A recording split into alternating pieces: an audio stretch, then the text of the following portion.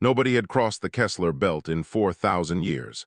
The spinning field of asteroids moved too fast, hit too hard, and stretched too wide for any sensible species to attempt passage. Every navigation chart in the galaxy marked it with a simple warning: death zone. So when Ambassador Lyra of the Theshan Collective saw 3 vessels pushing straight through it, she forgot how to breathe.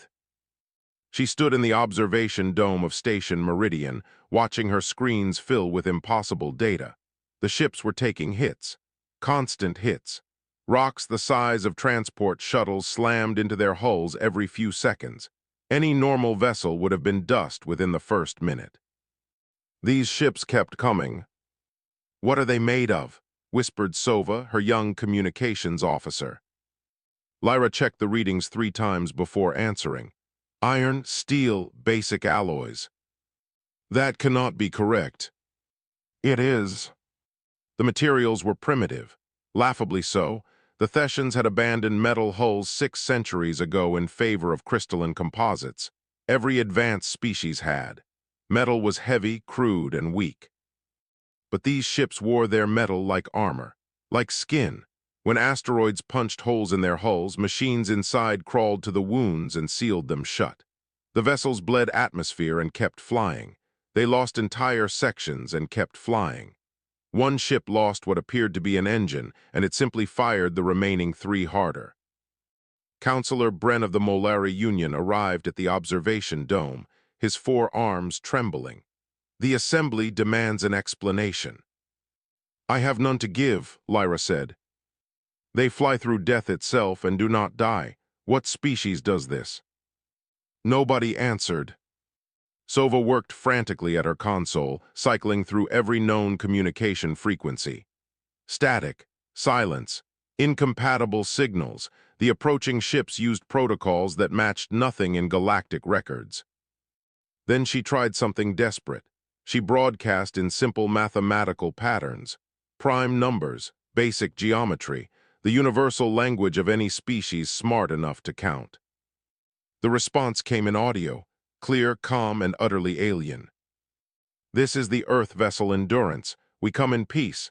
Please advise on docking procedures." The words were translated through some crude but functional system. The voice belonged to a female. She sounded tired. She sounded like someone who had been flying through hell for days and wanted only a place to rest. Lyra took the communicator with shaking hands. "Earth vessel Endurance, this is Station Meridian. You have our attention and our considerable confusion. How did you survive the Kessler Belt?" A pause, then we went through it. "That is not an answer." "It is the only answer we have. We needed to reach this station. The belt was in the way, so we crossed it." Bren grabbed Lyra's arm. "Ask them about their ships. Ask them why they build vessels that expect to be destroyed." Lyra relayed the question. The human woman laughed. It was a strange sound, warm and rough. "Our ships do not expect to be destroyed. They expect to be damaged. There is a difference. Destruction is final. Damage is temporary. We plan for damage. We build around it. Every system has a backup.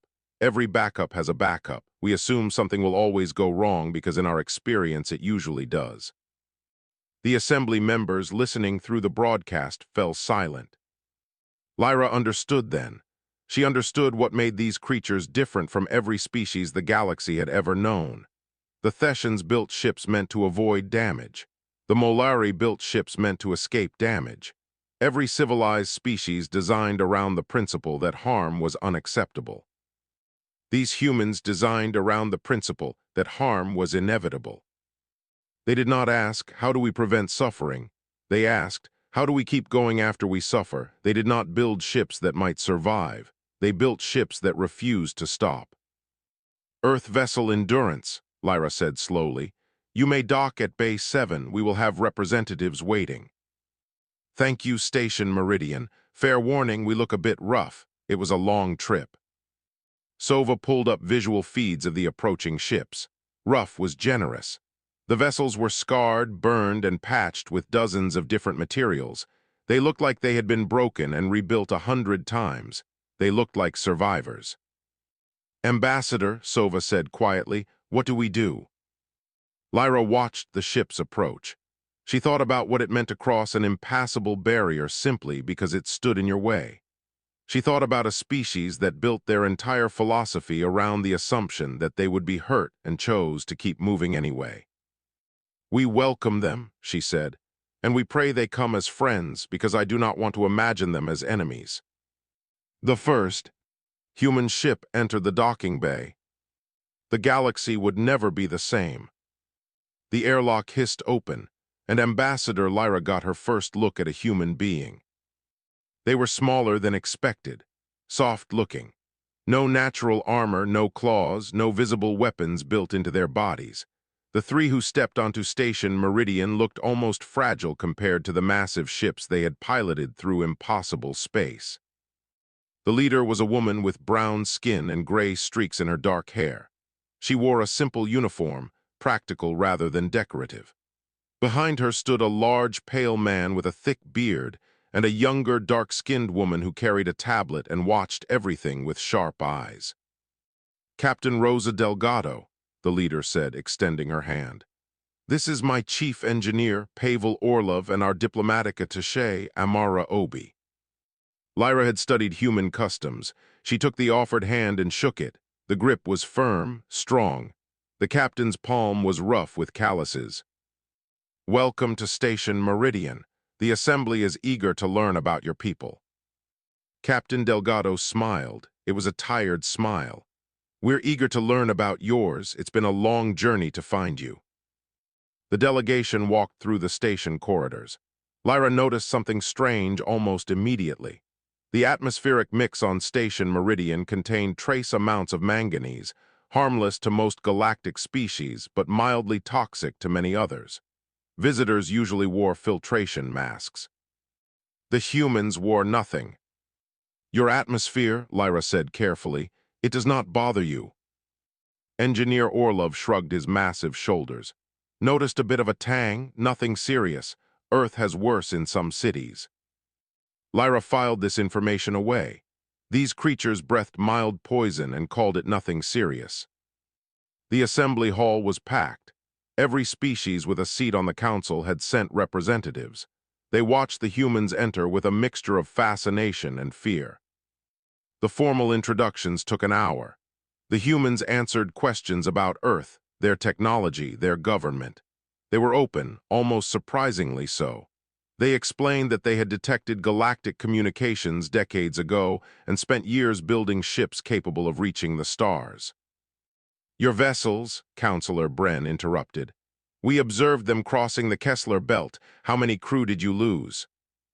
Captain Delgado looked confused. Lose. The damage was extensive. Surely there were casualties. Cuts and bruises, a few broken bones, nothing fatal. The hull went silent. Your ships were struck hundreds of times, Bren pressed. We saw hull breaches. We sealed them, while the impacts were ongoing. Of course, that's what the repair teams are for. Counselor Vash of the Hegemony leaned forward. You send crew members to repair breaches while your vessel is still under attack. Someone has to do it, Orlov said. Machines are good, but nothing beats hands on the problem. Lyra saw the assembly members exchange looks. In galactic warfare, hull breaches meant evacuation or surrender. No species sent living beings to fix damage while danger continued. It was considered barbaric, wasteful, cruel. The humans called it standard procedure. The meeting continued, then everything changed. A cargo loader on the far side of the hall malfunctioned. Its magnetic clamps failed. 3 tons of metal containers broke loose and tumbled directly toward Ambassador Lyra. She froze. Her species was not built for quick movement. She saw death coming and could do nothing. Something hit her from the side. She crashed to the floor with a heavy weight on top of her. The containers smashed into the wall where she had been standing, showering debris across the hall. The weight rolled off her. It was Orlov. The big human was already climbing to his feet, one arm pressed against his side. You okay? He asked, reaching down to help her up. Yes, you saved me. Containers were heading your way. Seemed like the thing to do. Lyra stared at him. You are injured. Cracked some ribs happens. He turned to a nearby aide. Where's medical? Could use a wrap. He walked away, casually, as though he had not just thrown himself into the path of crushing death for a complete stranger, as though 3 broken ribs were a minor inconvenience rather than a serious injury. Captain Delgado appeared at Lyra's side. Sorry about Pavel, he acts before he thinks sometimes. He broke bones saving my life. Yeah, he does that. The assembly watched Orlov walk calmly toward the medical bay. They watched a human being absorb damage meant for someone else and treat it as nothing worth mentioning. Lyra finally understood what made these creatures so dangerous. It was not their ships. It was not their weapons.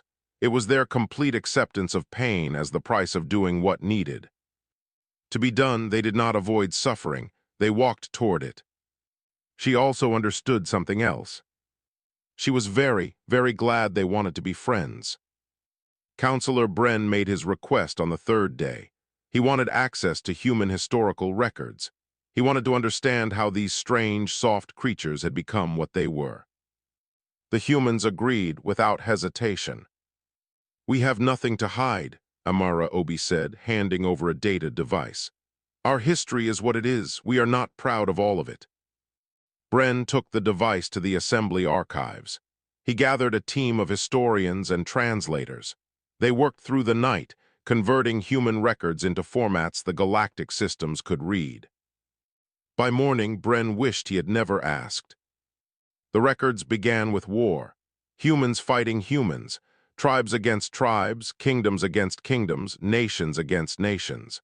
The violence stretched back to the beginning of their recorded history and never truly stopped.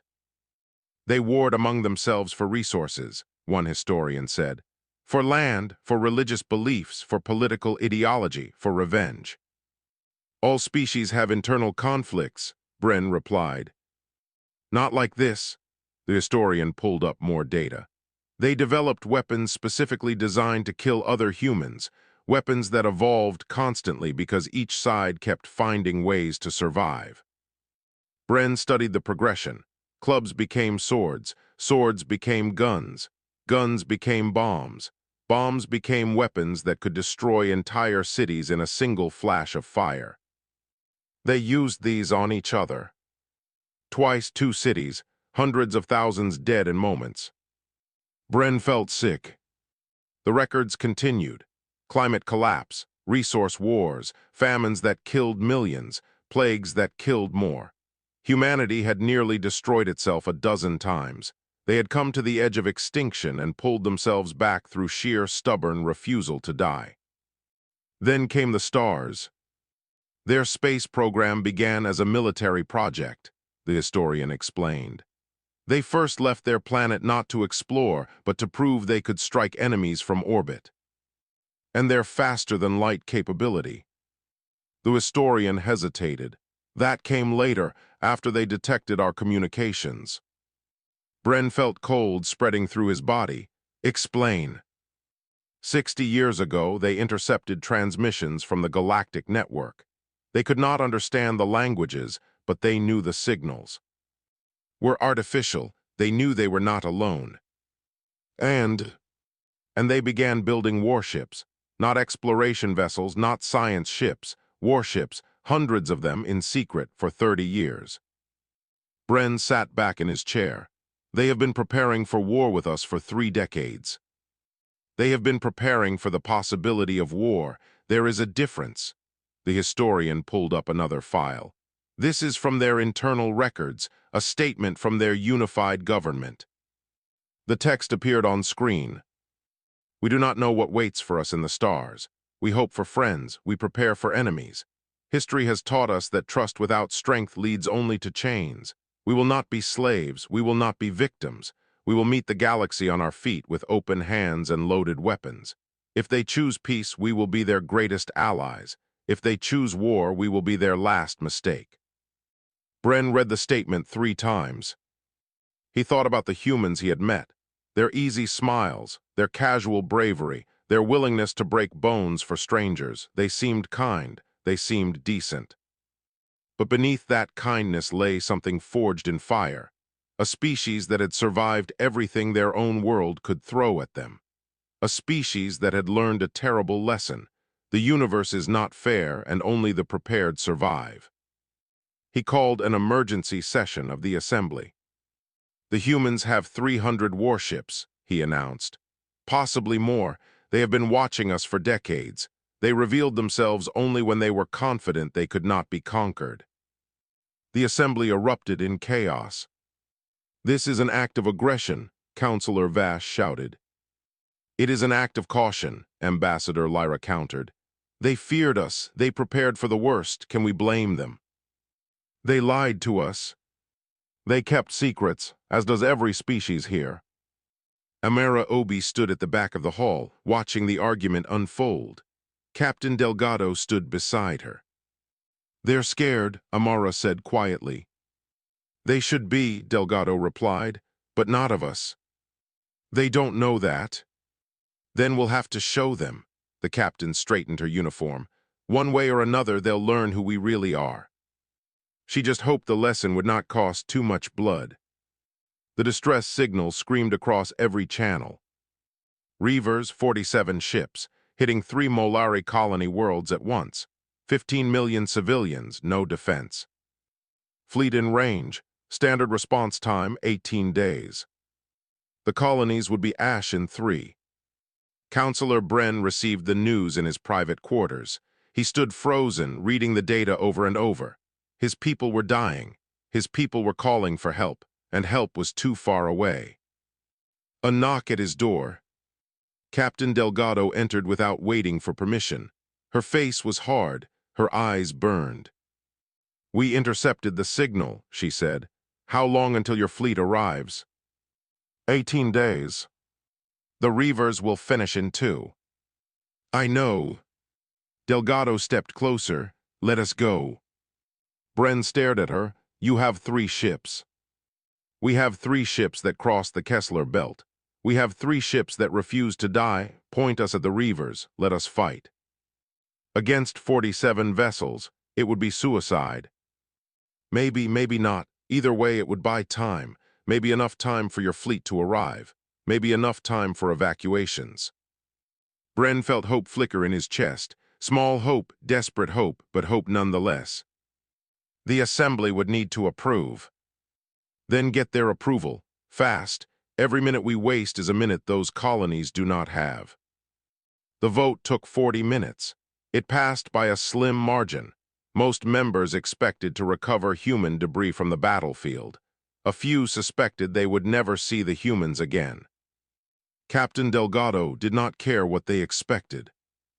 The 3 human vessels departed Station Meridian at full speed. The Endurance led, flanked by the Defiance and the Resolute. Together, they carried fewer than 1,000 crew members. They were outgunned, outmanned, and flying toward almost certain death. Nobody complained. The Reavers did not notice them at first. Why would they? 3 tiny vessels against an armada, 3 gnats attacking a swarm of hornets. The raiders continued their assault on the colonies, confident in their overwhelming numbers. Then the Endurance opened fire. Human weapons were not elegant. They did not use the precise energy beams favored by galactic species.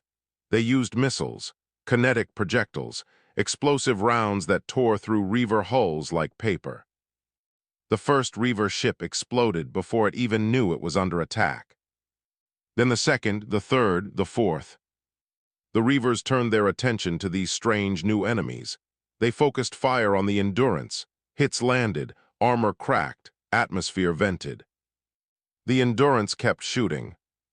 Inside the human vessels, damage control teams ran through burning corridors. They sealed breaches while debris fell around them. They dragged wounded friends to medical bays and returned to their stations. They fought through pain, through fear, through the screaming certainty that they might not survive the hour. Nobody ran, nobody surrendered, nobody stopped. Captain Delgado took a hit on the bridge. A console exploded beside her, driving shrapnel into her shoulder and side. Blood soaked through her uniform. She refused to leave her chair. "Helm, bring us around to heading 27 Mark 4. Target the cluster on our port side." "Captain, you're injured." "I'm still breathing. Execute the order."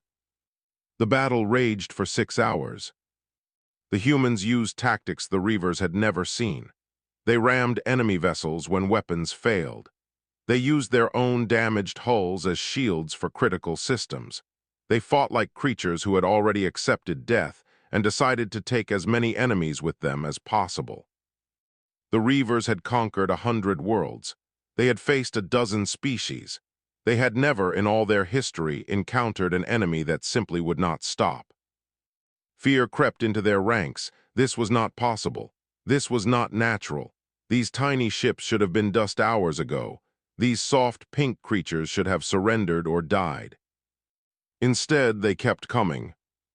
The Reaver commander made a decision. He ordered retreat, full withdrawal, immediate. His fleet had started with 47 ships. 19 escaped into jump space, fleeing from 3 battered human vessels and the incomprehensible monsters who crewed them. The Moleri colonies survived. The human ships limped back toward Station Meridian. All 3 were barely functional. The Defiance had lost half its crew. The Resolute was holding together with emergency patches and prayer. The Endurance flew crooked, its navigation systems destroyed, its captain unconscious in a medical pod. But they flew. Ambassador Lyra watched them approach. She watched these broken, burning ships carry their dead and wounded home. She watched a species that had thrown itself into certain death to save people they had never met. "Why?" she whispered. "Why did they do this?" Counselor Bren stood beside her. His voice shook. "Because we asked for help," he said. "That was all it took. We asked and they came." The first human ship docked. The galaxy would never look at them the same way again.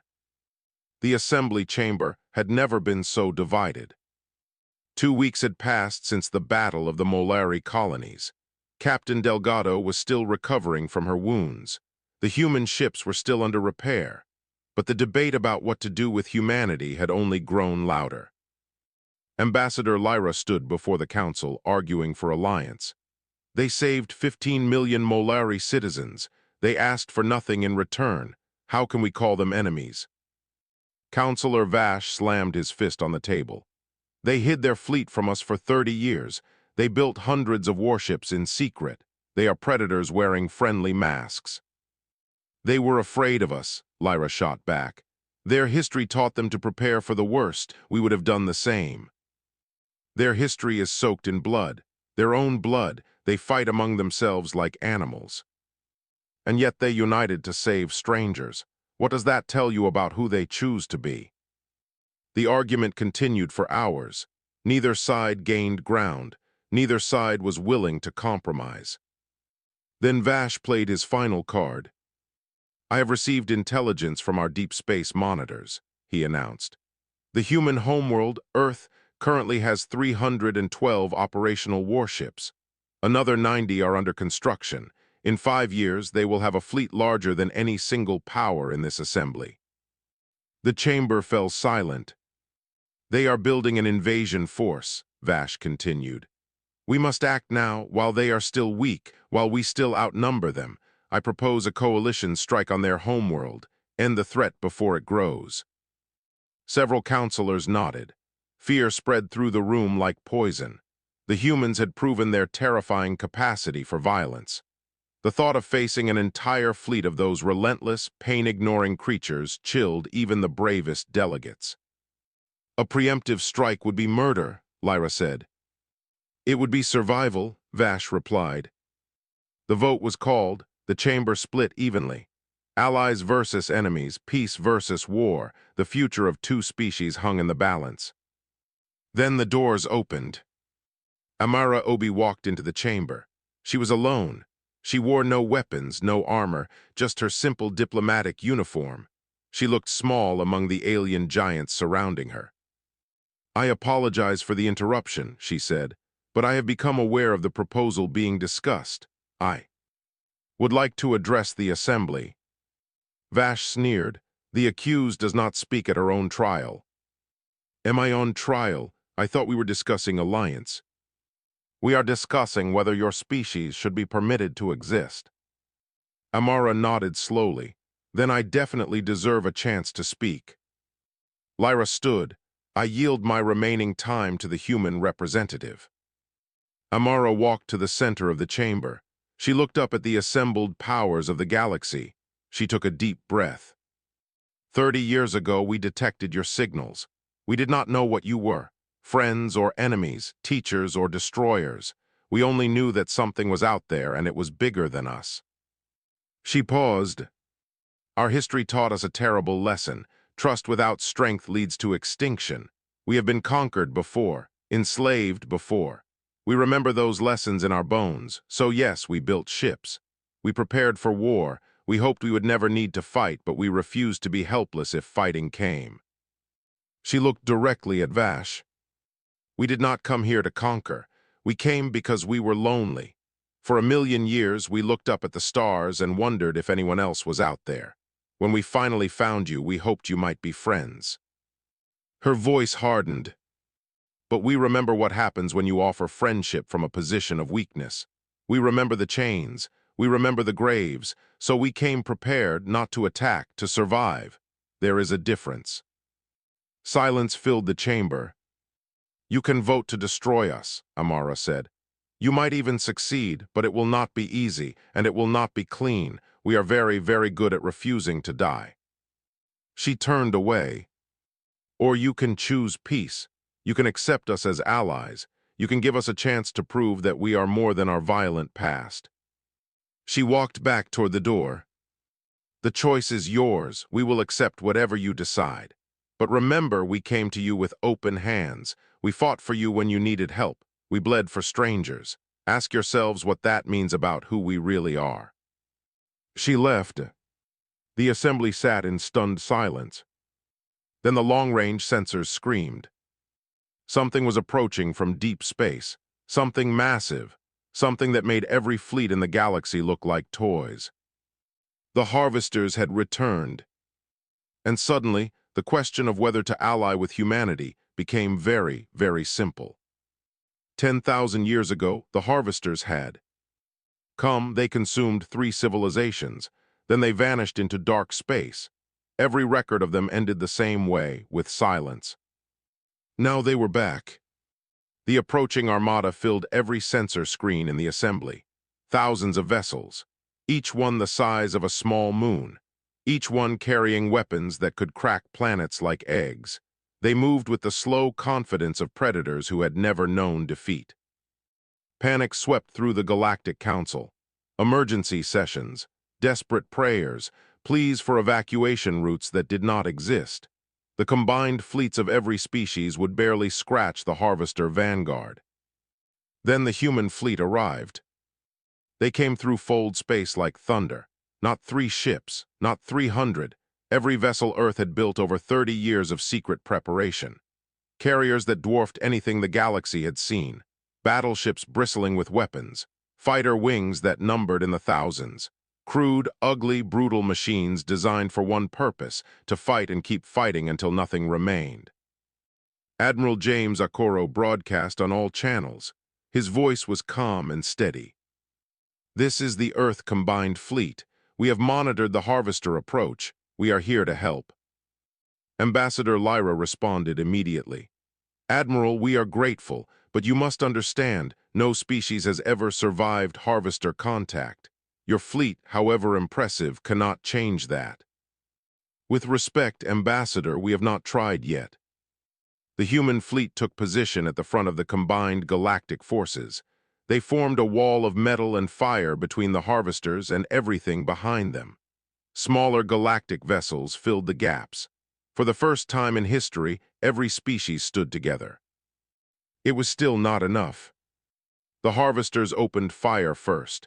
Energy beams that turned ships into vapor. Missiles that bypassed shields through physics the galaxy did not understand. Within minutes, dozens of galactic vessels were gone. The defensive line buckled. The humans pushed forward. They absorbed hits that should have destroyed them. They sealed breaches and kept shooting. They launched fighters into the storm of enemy fire and watched half of them die before reaching their targets. They did everything the galaxy had witnessed at the Molari colonies, multiplied by 100. And still the harvesters came. Admiral Akoro coordinated the defense from the flagship Promise. He directed fire. He plugged gaps in the line. He watched his people die by the hundreds and kept giving orders. Carrier Group 7, cover the Theshan retreat. Battleship Wing 3, concentrate fire on the command vessel. All hands, this is the line. This is where we hold, no step back. The battle lasted 9 hours. Galactic ships fell by the dozen. Human ships fell by the score. The Promise took hit after hit, its armor melting, its systems failing, its crew dying at their stations. Admiral Akoro refused to leave the bridge even when fire spread through the corridor behind him. Then he saw his opening. The Harvester command vessel had dropped its shields to power a weapon capable of cracking the planet behind the defense line. For 30 seconds, it was vulnerable. 30 seconds was enough. Helm, Akoro said. Plot ramming course, all ahead full. Admiral, that was an order. The Promise surged forward, engines burning far beyond safe limits, hull screaming as it pushed through enemy fire. Every remaining weapon fired continuously, clearing a path. The command vessel tried to raise shields, too slow. The Promise struck at full speed. Its reactor detonated inside the Harvester ship. The explosion consumed both vessels in a ball of fire visible across the system. The Harvester command vessel died. And the Harvesters stopped. For the first time in their history, they had lost a battle. They had faced an enemy that flew burning ships into their teeth, an enemy that died but did not stop, an enemy that treated extinction as a problem to be solved rather than a fate to be accepted.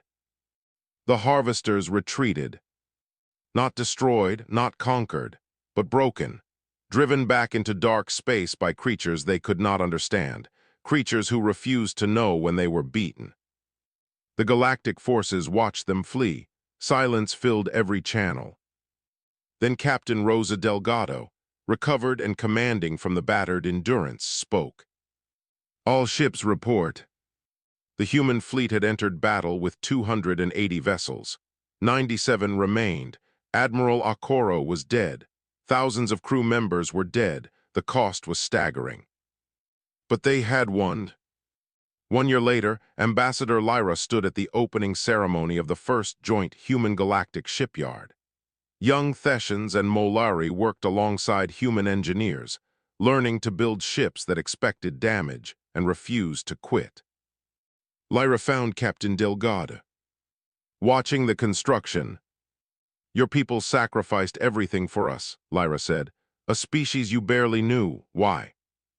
Delgado smiled. It was a tired smile, a sad smile, but warm. Because you asked for help, she said. That is all it ever takes. You asked and we came. Lyra looked at the shipyard. She thought about everything she had learned about humans, their violent history, their stubborn survival, their willingness to break themselves for strangers. The galaxy had not been ready for human warships. But perhaps, in time, they would become worthy of human friendship.